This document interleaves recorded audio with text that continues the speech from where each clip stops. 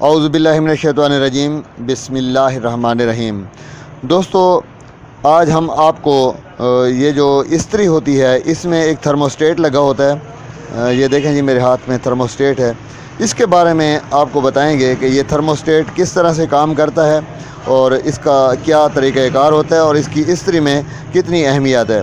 असल में मैं ये इस्त्री बना रहा था तो मेरे एक दोस्त हैं हिदायतुल्लाह गंडापुर साहब, तो उन्होंने कहा है कि यार ये जो आप इस्त्री में थर्मोस्टेट लगाते हैं, क्यों ना इसकी एक वीडियो बना दें और यूट्यूब पर डाल दें ताकि दूसरे जो देखने वाले हैं वो भी इससे मुस्तफ़ीद हो सकें।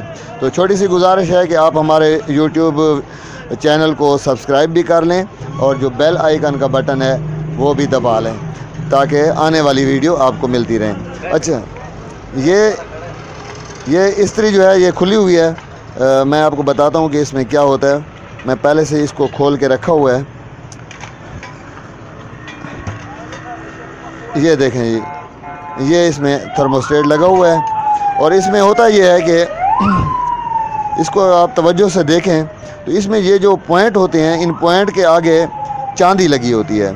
और ये चांदी इसलिए होती है कि जहाँ पर बिजली का स्पार्क हो या स्विचिंग का सिस्टम होता है, तो अगर ये चांदी ना हो तो या तो ये पत्रियाँ आपस में वेल्ड हो जाएंगी या फिर इनके दरमियान में कार्बन पैदा हो जाएगा या कोई कालक सी बन जाएगी या जंग बन जाएगा और ये इस्त्री सही काम नहीं करेगी। इसलिए इनके जो पॉइंट होते हैं इनको आप तवज्जो से देखें तो इन पर चांदी जो है चढ़ी होती है। और ये चांदी में ये खूबी है कि ये स्पार्क में जो है आपस में टच भी नहीं होती और जल्दी ख़त्म भी नहीं होती।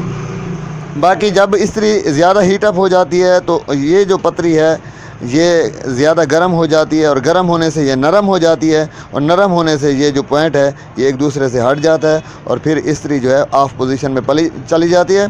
जबकि दोबारा जब ये पतरी ठंडी होती है तो ये सख्त हो जाती है और वापस पॉइंट जो है आपस में मिल जाते हैं। लेकिन एक बात जो है वो मैं आपको बता दूं कि जब भी आपने ये थर्मोस्टेट इस्त्री में डालना है तो उसमें पहले ये देख लें कि इसके जो ये स्क्रू हैं ये मुकम्मल टाइट होने चाहिए। जहाँ पर भी आपके पावर कनेक्शन होते हैं, कोई ज़्यादा बिजली वाली चीज़, ज़्यादा वाटेज वाली चीज़ है तो उसमें कनेक्शन लूज़ बिल्कुल नहीं होना चाहिए। बाज़ दोस्त क्या करते हैं कि ये जो थर्मोस्टेट लगाते हैं उसके ये स्क्रू जो हैं ढीले होते हैं, तो ढीले होने की सूरत में नया थर्मोस्टेट भी सही काम नहीं करता। ये भी यहाँ से भी वो स्पार्क करने लग जाता है। बस एक छोटी सी गुजारिश वो ये कि हमारे चैनल को सब्सक्राइब कर लें और वारिस इलेक्ट्रॉनिक्स हमारा चैनल है और इंशाल्लाह मैं अब कोशिश कर रहा हूँ कि इसमें बिल्कुल रेगुलर हो जाऊँगा और आपको अच्छी वीडियोज़ जो हैं वो देखने को मिलेंगी। तब तक अल्लाह हाफ़िज़।